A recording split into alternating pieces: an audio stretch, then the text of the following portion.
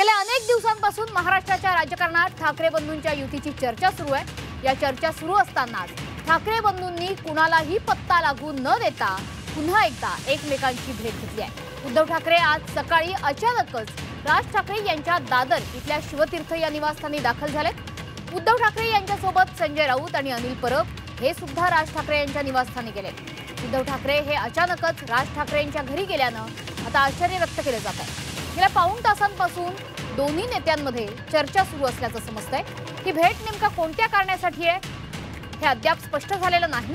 मात्र ठाकरे बंधूंच्या या वाढत्या भेटीगाठी मनसे आणि शिवसेना युबीटी एकत्र येण्याचं द्योतक आहे का असं विचारलं जात आहे।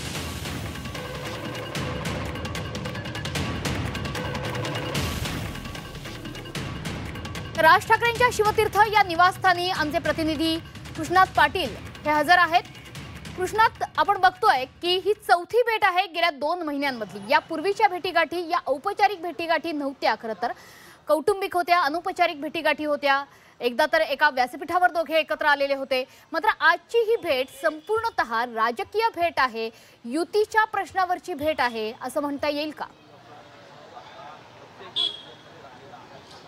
नक्कीच आत्तापर्यंतच्या भेटी ह्या वेगळ्या कारणास्तव होता, परंतु ही आत्ताच्या भेटीला सर्वाधिक जास्त महत्त्वाचं आहे। कारण ही भेट ही राजकीय भेट आहे। कारण आतापर्यंत पाहिलं गेलं तर 5 जुलै आहे, 27 जुलै आहे आणि 26 ऑगस्ट या तिन्ही भेटी ज्या झाल्या होत्या त्या सर्वत्र वेगळ्या कारणासाठी झाल्या होत्या। पहिली भेट झाली होती ती मराठीच्या मुद्द्यावर झाली होती। दुसरी भेट ही झाली होती ती गणेशोत्सवाच्या दरम्यान झाली होती। आणि अशा प्रकारच्या ज्या पहिल्या तिन्ही भेटी ज्या झालेल्या होत्या त्या प्रामुख्याने कौटुंबिक भेटी होत्या, काही मराठीच्या मुद्द्यावर झालेल्या होत्या। आणि त्यामुळे आजची भेट ही केवळ राजकीय भेट असल्याचंच मानलं जात आहे। कारण सोबत संजय राऊत आणि अनिल परब आहेत, त्यामुळे आजच्या भेटीमध्ये मुंबई महापालिके निवडणुकीच्या पार्श्वभूमीवर ही अत्यंत भेट महत्त्वाची मानली जात आहे।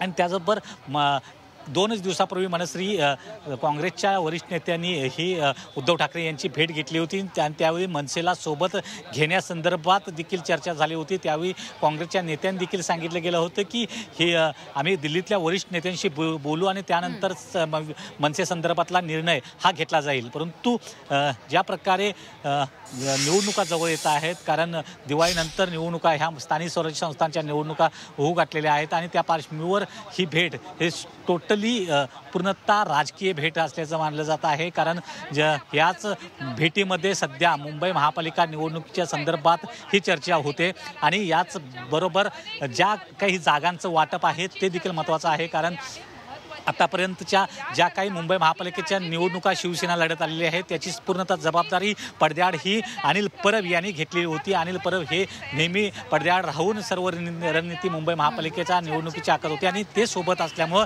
नक्कीच मुंबई महापालिका निवडणुकीच्या संदर्भातच चर्चा ही या निवडणुकीत आहेत। आणि त्याचबरोबर बा नांदगावकर हे मनसेच्या वतीनं या चर्चेमध्ये सहभागी होत आहेत। त्यामुळं एकंदरीतच मुंबई महापालिका निवडणुकीच्या संदर्भात ही जी निवडणूक आहे, त्याचबरोबर MMR निवडणुकीच्या संदर्भात MMR मधल्या ज्या मुंबई महापालिकांच्या निवडणुका आहेत मुंबई महापालिकेसोबतच त्या देखील महत्त्वाच्या आहेत। ज्या ठिकाणी राज ठाकरे मनसेची यांची ताकद आहे, खास करून पुणे असेल, नाशिक असेल, या संदर्भात देखील निवडणुका महत्त्वाच्या आहेत आणि त्या दृष्टीनं चर्चा होऊ घातलेली आहे। परंतु इतर जे घटक आहेत, खास करून सत्ताधारी पक्षांकडून राज ठाकरे यांनी तटस्थ भूमिका घ्यावी, नेहमीप्रमाणे अशीच भूमिका राहील। कारण किंवा राज ठाकरे यांना सोबत घ्यावं अशा प्रकारची भूमिका ही सत्ताधाऱ्यांची आहे। आणि त्याच्यामुळं कुठंतरी उद्धव ठाकरेंना मोठा फटका बसेल अशा प्रकारची एक रणनीती ही सत्ताधारी पक्षांकडून नेहमी आखली जात आहे। आणि त्याचबरोबर वारंवार भेटी राज ठाकरे यांच्या सत्ताधारी पक्षांच्या नेत्यांकडून देखील घेतल्या जात आहेत। देवेंद्र फडणवीस असू दे, एकनाथ शिंदे असू दे, उदय सामंत असू दे, आशिष शेलार असू दे, हे वारंवार राज ठाकरे यांना भेटत आलेले आहेत। त्यामुळं कार्यकर्त्यांच्यामध्ये जो संभ्रम आहे तो दूर करण्याचा प्रयत्न देखील या भेटीच्या माध्यमातून केला जातोय का, ते देखील महत्त्वाचं आहे। याचबरोबर ज्या प्रकारे उद्धव ठाकरे यांना मुंबईत कमकुवत करण्याचा प्रयत्न हा घेतला जात आहे सत्ताधारी पक्षांकडून। आणि त्याचबरोबर जर राज ठाकरे थेटपणे उद्धव ठाकरे यांच्या जोडीला येऊन मैदानात उतरतील तर या मुंबई महापालिकेच्या निवडणुकीत मराठी मतांचं एकत्रीकरण करण्याचा प्रयत्न जो आहे तो या निवडणुकीतून होईल आणि या दोन ठाकरे बंधू एकत्र आले तर सत्ताधारी पक्षाला, खास करून भाजप आणि शिवसेना शिंदे गटाला मोठा धोका हा मुंबईत होऊ शकतो, MMR परिसरामध्ये होऊ शकतो आणि तो टाळायचा असेल तर राज ठाकरेंना बाजूला करणं गरजेचं आहे. अशा प्रकारची रणनीती ही सत्ताधारी पक्षांकडून होताना पाहायला मिळते आणि त्याच दृष्टिकोनातून दुसरीकडे मात्र उद्धव ठाकरेंनी, राज ठाकरे हे दोन्ही बंधू मात्र दिवसेंदिवस भेटीगाठी वाढत आहेत, एकत्र येत आहेत, कौटुंबिक भेटीगाठी वाढत आहेत आणि आता राजकीय भेटीगाठी देखील वाढताना पाहायला मिळत आहेत. त्यामुळे मनस्री येत्या काळामध्ये मुंबई महापालिका निवडणूक असू दे किंवा जिल्हा परिषद, पंचायत समिती, नगरपालिका आणि महापालिका निवडणुका असू देत, या एकत्रितरित्या सामोरे जायचं असतील तर उद्धव ठाकरे आणि राज ठाकरे हे एकत्रित आले तर मराठी मतांचं एकत्रीकरण होऊ शकतं. परंतु त्याचबरोबर मवियातल्या इतर पक्षांची भूमिका काय असणार आहे ती देखील महत्त्वाची आहे. कारण आपण पाहिलं की जर मनसेला सोबत जर घ्यायचं झालं तर काँग्रेसला खास करून उत्तर भारतामध्ये त्याची अडचण निर्माण होऊ शकते. कारण मनसे आणि खास करून राज ठाकरे यांची उत्तर भारतीयांची सोबत विषयी सोबतची असलेली जी विरोधाची भूमिका ही काँग्रेसला आपल्या सोबत असेल. तुमच्याकडनं आणखी माहिती आपण जाणून घेणार आहोत. मात्र तुर्तास आपल्या सोबत जोडले जात आहेत मनसेचे नेते अविनाश अभ्यंकर. अविनाशजी, स्वागत आहे तुमचं झी24 तासच्या या मुलाखतीमध्ये. मात्र आपण बघतोय की ही चौथी भेट आहे गेल्या 2 महिन्यांपासून. 5 जुलैला, 27 जुलैला, 26 ऑगस्टला भेटी झालेल्या होत्या आणि आजची ही भेट आपण संपूर्णतः राजकीय भेट म्हणून बघू शकतो का? आता सन्मान्य दोन नेते भेटतायत म्हणून आणि प्रत्येक भेटीचा अर्थ राजकीय काढण्याची काही आवश्यकता नाही आहे. अनेक विषय असतात, सामाजिक विषय सुद्धा असतात. परंतु तुम्हाला याच्यावर मी भाष्य करणं तरी योग्य ठरणार नाही.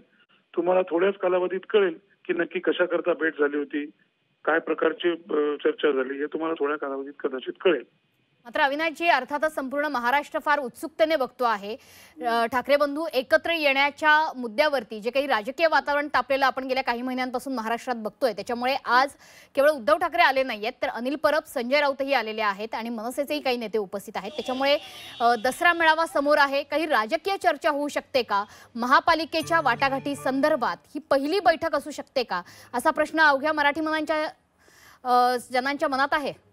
त्याच तुम्हाला मी सांगतोय की आता जे काही चर्चा चालू असेल ती आतमध्ये चालू आहे, बरोबर आहे.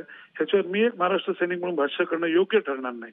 आपण जर थोडा वेळ थांबला तर नक्कीच तुम्हाला कळेल की नक्की कशावर चर्चा झाली, काय बोलले, कोणीतरी जबाबदार व्यक्ती यावरती बोले. नक्की. त्यामुळे आपण बघतोय की राज ठाकरे आणि उद्धव ठाकरे हे एकत्रित आता गेल्या पाऊण तासापासून शिवतीर्थ या निवासस्थानी आहेत आणि राज ठाकरे, उद्धव ठाकरे यांचे दोन्ही नेते हे एकत्रितरित्या चर्चा करतायत. धन्यवाद अविनाशजी दिलेल्या या सविस्तर प्रतिक्रियेबद्दल.